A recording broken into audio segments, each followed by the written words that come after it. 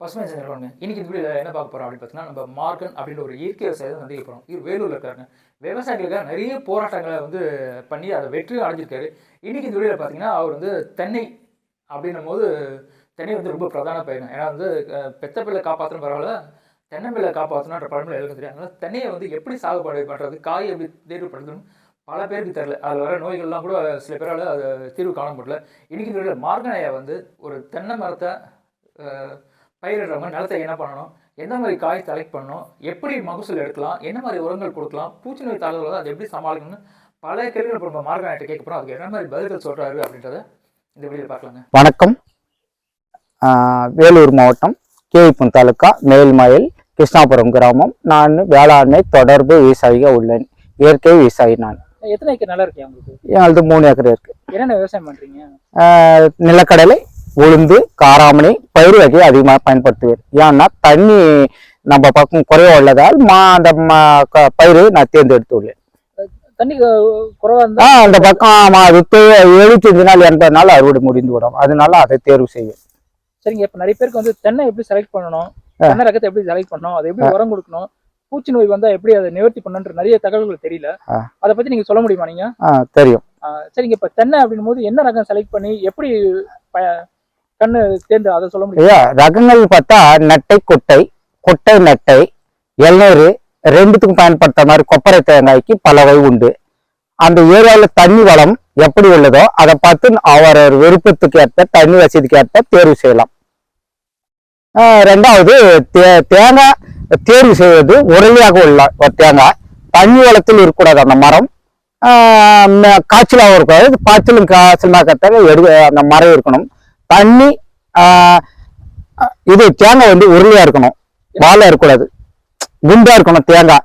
அது பருப்பு தன்மை அதிகமா இருந்ததா பார்த்து தேர்ந்தெடுக்கணும். அது 35 to 45 ஆண்டு மரமா இருக்கணும். அது குஞ்சு உருதல், ஏன்னா பிஞ்சு உதிர்தல், காய் தன்மை குறைவா, பக்கத்து மரத்துல காய் பிடிக்காத தன்மை அயல்மெண்ட் சேர்க்கை ஏற்படுத்தி அது காய் குறைவாக பிடிக்கும் அது தேர்ந்தெடுத்தால். அதனால பக்கத்தில் பார்த்து அந்த மரத்தை தேர்ந்தெடுக்கணும். அந்த காய் தேர்ந்தெடுத்த பிறகு அதை நிழலும் காய்ச்சலுமாக மாற்றி பார்த்து காய போடணும். முளைக்கு போட்ட பிறகு 90 நாள் முளை வரும். அந்த காயை மட்டும் எடுத்துக்கொள்ளவும். அதே காயில ஒரு ரகம் சிவப்பு காயா இருக்குது என்றால் அதுல பச்சை காயின்னு ஒண்ணு வந்தால் அது காப்பு திறன் வீரிய ஒட்டு வகையில போய் சேர்த்தோம். நல்ல காய் திறன் அதிகமா காய்க்கும் எண்ணிக்கையில். அதை தேர்வு பண்ணி காய்ச்சல் பாசில் அதை முளைக்கு போட்ட பிறகு மணல் கொட்டி அவர் வசதிக்கு ஏற்ப முளைக்கு போட்டுக்கலாம். முளைக்கு போட்டு 90 நாள் 120 நாளுக்குள்ள முளைச்சால் அதை முதல் தரமாக நாற்று ஒரு 100 நாற்று பார்த்தால் அது ஒரு 40 நாற்றை தேர்ந்தெடுத்து கொள்ள வேண்டும். 2 அதுக்கு லேட்டா வருது ஒரு 20. அதுக்கு மேல அதை நடவே செய்ய வேண்டாம். காய் திறன் குறையும், அது வீரியம் குறைவு. அதை எடுத்த பிறகு நாற்று நடக்க வேண்டிய பிறகு அந்த மரத்தம் குறும்பு கூடாது, வறட்சியும் காய்ச்சலுமாகணும், தண்ணி வளத்திலிருந்து எடுக்கக்கூடாது. அந்த மரம் 35 ஆண்டு 45 ஆண்டு இருக்கணும். அந்த செடி தேர்ந்து எடுக்கணும்.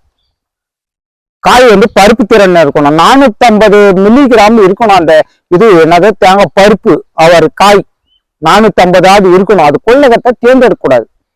காய் அதிகமா காய்க்கும், ஆனா மார்க்கெட்டிங் போகாது. இதுக்கு எப்பயும் மகசூல் உண்டு. அந்த உண்டு காய்க்கு விலை அதிகமாக இருக்கும்.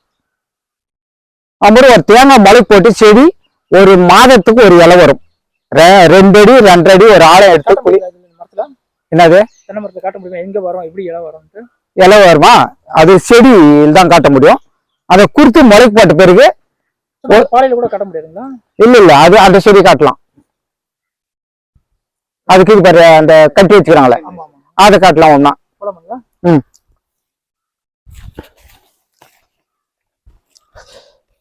எப்படி பாலை வரும், எப்படி அது நல்ல இது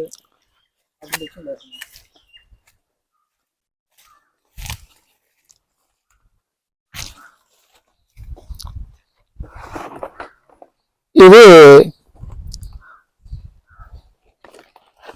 ஒரு மாதத்துக்கு ஒரு ஒரு மட்டை வரும். ஒரு மாதத்துக்கு ஒரு மட்டை. 45வது மட்டை வந்துச்சுன்னா பாலை எடுக்கிறதுக்கோ ஆரம்பிக்கும். இல்லைன்னா 5 ஆண்டுக்கு 5வது ஓலை 50வது வரல பாலை வந்துடும். நம்ம காய் முளை போட்டு வச்சு பிறகு அப்புறம் ஒரு மாதத்துக்கு ஒரு இலை, ஒரு மாதத்துக்கு ஒரு பாலை, ஒரு மரம். அது அது பெரிய செடியானா இது ஆன பிறகு இது ஒரு மாதத்துக்கு ஒரு இலை வரும். 45வது மட்டில பாலை வாங்கும். இது இந்த மரத்துலயா? ஆமா. எங்க வரணும்? இது இந்த இது பெரிய மரம் இன்னும். அது இருக்கு பாரு. ஒரு மண்ணை பொறுத்து வளைச்சிருக்கோம். இது வந்துருச்சு. இது ஒரு 45-50ஆவதுல காய் தள்ளுறதுக்கு ஆரம்பிச்சிடும். அந்த மட்டை வந்து பசுமையாக இருந்தால் நீ நல்லா அதுக்கு இயற்கை உரமோ இல்ல அவரோட வசதிக்கு செயற்கை உரமோ அந்த மரம் நல்லா செழிப்பா இருக்குதுன்னு அர்த்தம். உரம் தண்ணி வந்து இருக்குதுன்னு அதிகமா விடக்கூடாது. காய்ச்சலும் பாய்ச்சலுமா இருக்கணும். ஒரு மரத்தினுடைய ஓலை 35 மட்டை இருக்கணும் ஐயா. 35 மட்டை இருக்கணும். அது இல்ல, இந்த மட்டை வந்து 35 மட்டை இருக்கணும் அந்த மரத்துல. அதுக்கோசரம் மரம் வெட்டும் போது அதை கழிச்சு தள்ளக்கூடாது. 35 மட்டை இருந்தாலும் அந்த பலன் அதிகமா இருக்கும். கொலை தாங்கும். கொலை அதிகமான ஈண்டு குத்தா அது ஒஞ்சி உய்யாம இருக்கும். ஒரு ஓலை ஆயுள் காலம் 36 மாசம். ஒரு ஓலை வந்தா 36 மாசம் அந்த ஓலை. அப்புறம் இன்னைக்கு உரம் போட்டால் அது 3வது ஆண்டு தான் அதுக்கு பலன் கிடைக்கும். அந்த உரம் போய் சேர்த்து மரத்துக்கு சேர்ந்து காய் காய்த்து 36 மாசம் ஆகும். ஆனால் உடனே எஸ்டியா மரம் காய்க்கல என்று சில பேர் குறை சொல்லுவார். 36வது மாசம் தான் அதுக்கு ஈல்டு கிடைக்கும் போய். அப்புறம் அந்த காய் பாலை வந்து அது முட்டி நம்மளுக்கு கனி கொடுப்பதற்கு ஒரு வெட்டு வரத்துக்கு 12 மாசம். ஒரு மட்டில 250 ஓலை இருக்கணும். இந்த மட்டில ஓலை 250 ஓலை இருந்தா வாலிப்பானதுன்னு அர்த்தம். ரகத்துக்கு அந்த மாதிரி வேறுபடும். இந்த ஓலை குட்டை நட்டிக்கு தகுந்த மாதிரி வேறுபடும். இதெல்லாம் கடைபிடிச்சா அது சிறப்பான மரம். பசுமையா வச்சுக்கு பார்க்கணும். உரம் வந்து முடிஞ்சாலே ஒரு 4 மாசத்துக்கு ஒரு முறை கொடுத்தா நல்லா இருக்கும் உரத்தை. அது செயற்கை உரமோ ஒரு வயசுக்கு தகுந்த என்ன அவங்க செயற்கை செய்யும் இயற்கை செய்யும் அது அவங்களோட பொறுத்து தான். தென்னை மரத்தின் சிறப்பு. அப்புறம் அந்தந்த சக்தி அதுக்கு கொடுத்துடணும். ஜிங்க் சல்பேட் அந்த குறும்பு இருதல் இருந்தா அதுக்கு அந்த போரான் காய் மாதிரி வரும். எதுவும் தேங்காய் ஏற்படாத போரான் சக்தி குறைவு, தொத்தனாகம் ஜிங்க் சல்பேட்டுக்கு போரான் இது பல வகை சத்துக்குது. அந்த சக்தி எல்லாம் தேவையான மாதிரி தென்னை மரத்தை கொடுத்துடணும். காண்டாமிருகம் வந்து தாக்கும் ஐயா சின்ன செடியில. அதுக்கு ஆமணக்கு முத்துக்கட்டை இருக்கு இல்லையா, முத்துக்கட்டை இல்ல ஆமணக்குன்னுவாங்க.